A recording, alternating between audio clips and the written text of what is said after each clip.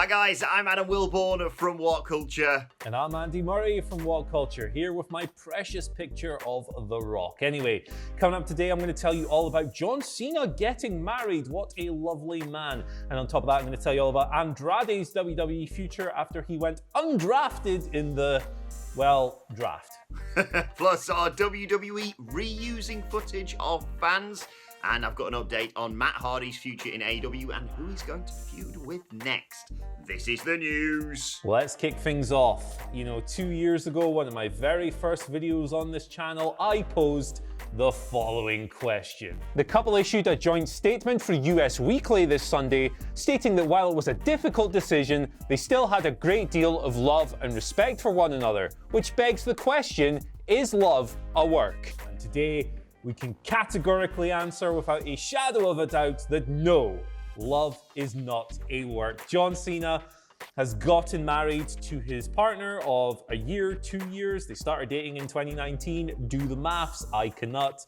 Shea Shariat-Zeda. They got married in Tampa, Florida on Monday. PW Insider were the first people to report this. They were then followed up by reports from E! News and TMZ corroborating everything.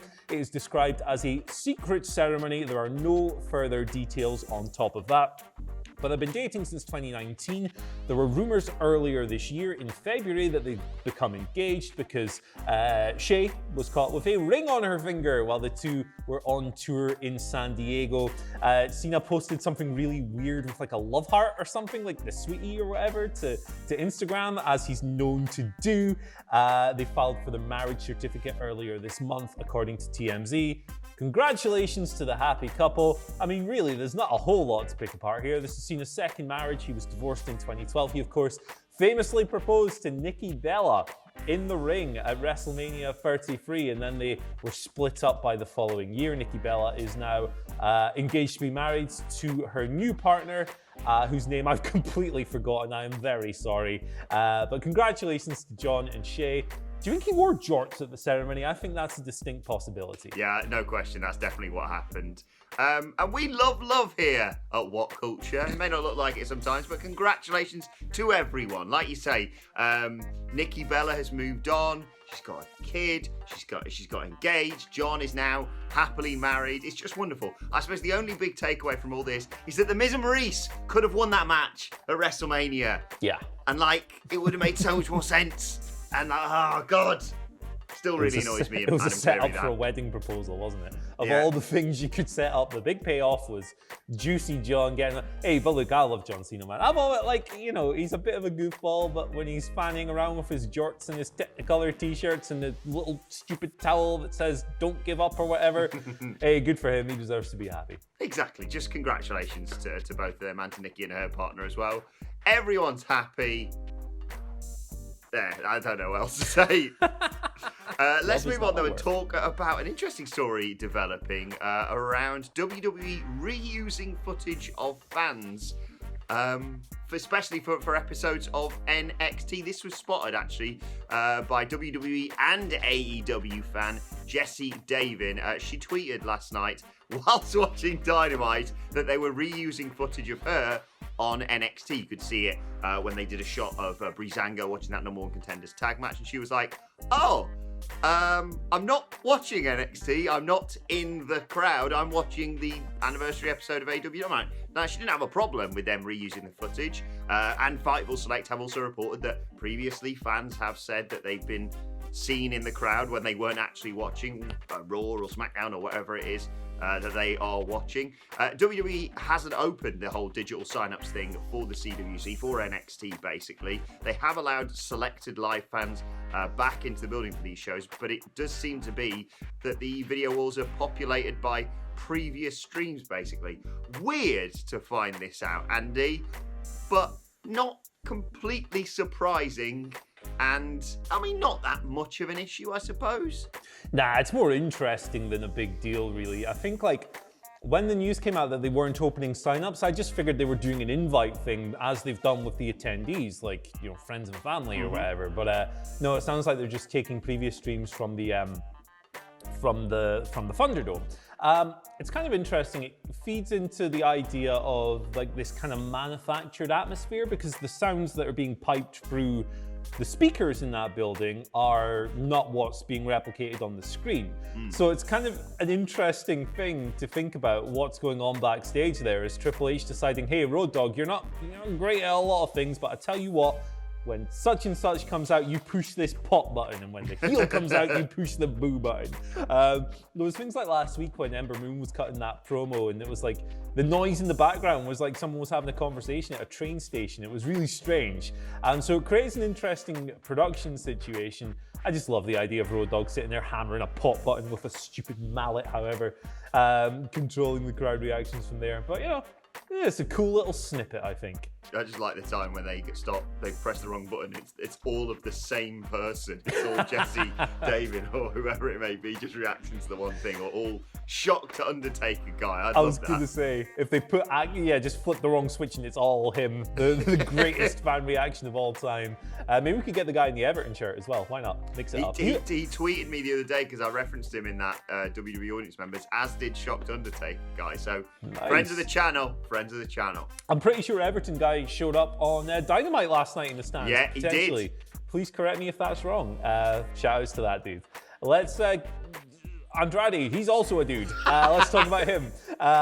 So his future was kind of thrown up in the air a little bit. Lots of questions as to what the hell is going on with this dude when he was omitted from the draft. It was him and Mickie James. They were both part of the draft pool, but they were the only two people who were part of the pool who weren't picked. What happened? What's going on? We got a report here from Wrestling Inc.'s Raj Giri talking about why Andrade wasn't selected. The reason is that he has elected to undergo a minor surgical procedure. He's going to be away for about a month, and that's why he wasn't picked. Now, Mickie James recently confirmed that she has suffered a broken nose and is going to be off TV for a little while as well. We don't know for sure. We haven't had official confirmation that that is the reason she wasn't selected, but it's appropriate for Andrade. Now, with regards to Andrade's plans when he comes back, what they might do with him, PW insider Mike Johnson, he has come through with a report suggesting that last week there was talk of sending him back to NXT. I think this is something that a lot of people will be very happy with. Andrade had his peak years in NXT, he was the NXT champion, of course. But it'll be interesting if he does that without Zelina Vega by his side, because linking with Vega, who's now on SmackDown, produced an immediate upturn for the guy. He was just kind of fanning around with suspenders and a stupid hat before that, but then they came together. She was like a business advisor. I can't remember the exact title, shortly after his heel turn, and he went straight to the stars. I can't say moon because that's Cameron Grimes.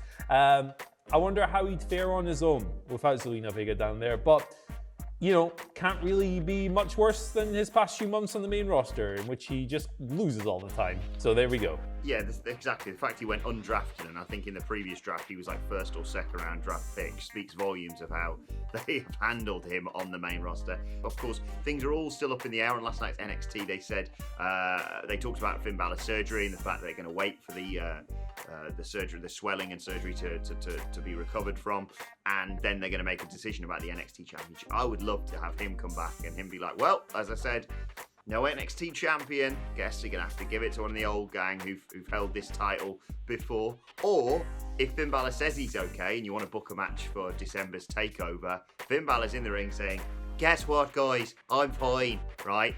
Lights go down, lights come back up. I suggested this yesterday on the NXT preview podcast.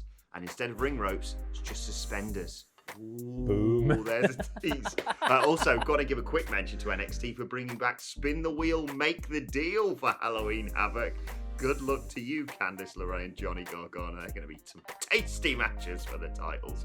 Right, let's conclude by talking about what happened on last night's AEW Dynamite, specifically with regards to Matt Hardy. He thankfully announced last night that he has fully recovered from that awful bump he took at All Out, and said not only that, but he's ready to get back into the ring, get back into competition, at which point, whilst Tony Schiavone was chatting to him and him saying he was 100% healthy, surrounded of course by his family, on the screen we saw loads of images of the different incarnations of Matt Hardy.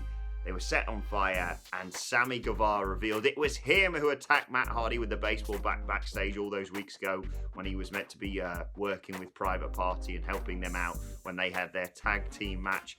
And he said their feud wasn't over until he sent Matt home for good. How do you feel about this one, Andy? Because you wrote the story about this, and I think you used a great word to describe this feud, which is snake bit from the beginning. Yeah, it certainly feels that way, man. We had Sammy's suspension, obviously. That had nothing to do with the feud. That was something that happened a while ago, but it's the curse theory and all that stuff. Multiple injuries in this feud, the 2 head knocks. Hardy's was a bit more severe than Sammy getting busted open. And then, of course, what happened at All Out, which we don't need to go over again. We've done it 1,000 times before. I'm not thrilled about the prospect of this being reprised, personally, but we'll see how it goes. That's all I'll say. And I can see that these two guys, they're consummate pros, and they want to have that one good match to sort of redeem the whole thing, which is why I think they're doing it again. Yeah. And I think they can have that. I still have faith in these two. And yeah, I suppose if you're going to revisit something and play that bump on a loop to get the match over again, it's probably going to work if you want to book something for Full Gear, for example. Anyway, exactly. let's know your thoughts on that in the comments, and we'll move on to your Twitter questions at WhatCulture WWE. First question today comes from Total Views Official TV on Twitter, who says, the one good thing about the ongoing global bastard is that this year we get one less WWE pay-per-view from Saudi Arabia. Just being honest, mates, I use my wording carefully so you do not get demonetized. Thank you for that, first of all. My concern here with this statement / question, which I'm going to jump off the back of it is, does that mean we're going to get like 3 or 4 Saudi shows next year? I sincerely hope not. But I believe the contractual obligation is 2 a year, right? So whether or not that's going to back up and carry over into the next year, I couldn't tell you without insider knowledge of that contract, to be perfectly honest. I don't really feel comfortable in answering this question without knowing that. I don't have enough information to provide an informed opinion. It might not. I wish I could give you more, but I simply don't know. Yeah, exactly. And we don't even know next year. I'm just acting like, 2021. It's fine. This is only a 2020 problem. It might not be. Yeah, it might not be, along with many other things. Right, let's move on to the second question today from Tyler Holloway. Says, good morning, gentlemen. Do you guys think that we'll see an unsanctioned match between Moxley and Kingston at Full Gear? Oh, and Abby says hi, first of all. Good girl, Abby. But also, what do you reckon? Unsanctioned match, especially off the back of the title match last night. Jon Moxley retaining the AEW World title. Spoilers. Well, why you're watching the news. Why you're watching the news. I don't know what you're doing. And then getting attacked by Eddie Kingston, who seemed so nice beforehand. Eddie Kingston, that lovely, huggable scamp that he is. Unsanctioned might be the way to go. We obviously it would be a nice bit of symmetry with the unsanctioned match last year with Kenny Omega and so forth. Kingston lost the previous match. He's won a couple of matches on Dark since then, but having an unsanctioned match is a good way to get around booking without using the rankings. It's a perfectly acceptable, logical, and believable way to do that, and the guys still have beef. Eddie is not letting this go. He has cut several promos on Dark where he's been like, Jon Moxley, I'm coming for you. So that might happen. I could definitely see them going down that route, and if you're going to put that match back together, that is the way to go. Presumably on that show we might get the Young Bucks versus FTR headlining, so you don't necessarily need Moxley versus massive huge name up there. And Eddie Kingston's great. I love Eddie Kingston. He's the best promo in the game for me, one of the best characters in the game, and a great wrestler as well. So I would be more than happy to see him take young Jonathan on another journey down the King's Road. Yeah, never eliminated from the Casino Battle Royal, never tapped out, never submitted in his title match. He's got a very good claim to that, and we're also probably going to get Cody versus Darby Allin by the looks of things at Full Gear. I know Cody's got another title defense against Orange Cassidy in a couple of weeks, but we're not that far away from Full Gear, and I can see it happening. And certainly, like you say, a better way to decide a number one contender rather than, I don't know, a tombola. Let's move on to the final question of today. It comes from Electric Woolapalooza, who says, giving it another go, I'm using today's hashtag positivity post to ask Adam Wilmer and Andy Murray of WhatCulture what they feel has been the most positive thing about wrestling this year. Abby Taylor's curious about your answers too. Again, Abby Taylor, tremendous. Good girl. Most positive thing about wrestling, Andy? In 2020, it's a tough one because so much bad stuff has happened. But for me, the moment I felt happiest about wrestling in 2020 was the Stadium Stampede match, because, we were 2 months deep into this whole mess. Everything sucked. Shows weren't popping like they used to. AEW was coming out of holding those shows in QT Marshall's gym where it was just flat and weird, and nothing had quite settled in, nothing had adjusted. We were all just bemoaning the lack of crowds and not getting used to this thing. And then these guys just had one of the most fun matches and silly matches I've ever seen in my life. It was the perfect cathartic release at that point in time. It was the right balance of genuinely good and stupid entertainment. I thought it came along at the exact right moment for that time. Picked us up when we were being mopey, miserable gits. And since then, I've been able to look at wrestling in a much more positive light from a fan standpoint. You know, it's not the best match I've ever seen, whatever, but it was great and it was the perfect match for that moment. Yeah, it was so enjoyable. I still remember the live stream of me and Phil just jaws on the floor watching that. The most positive thing about wrestling this year for me actually came from probably one of the darkest moments from me this year, of course. Losing the friend of the channel, Shad Gaspard, who in his final act, such a hero he was, effectively sacrificed himself to save his son, told the rescuers to go and save him. It was a tough time for all of us here at WhatCulture and the whole wrestling community, but in particular, of course, his family. And I think the most positive thing that I thought came out of it was seeing people all come together and raise money for his family, whether it be through sales of t-shirts like this, which a load of us at WhatCulture bought and proudly wear, or just giving donations. I saw that we raised over, the wrestling community, generally, raised over £150,000. We had a goal of £100,000, over 150 grand for his family. It was a horrible thing to find out about, and I think the hardest thing I've ever had to report on this channel.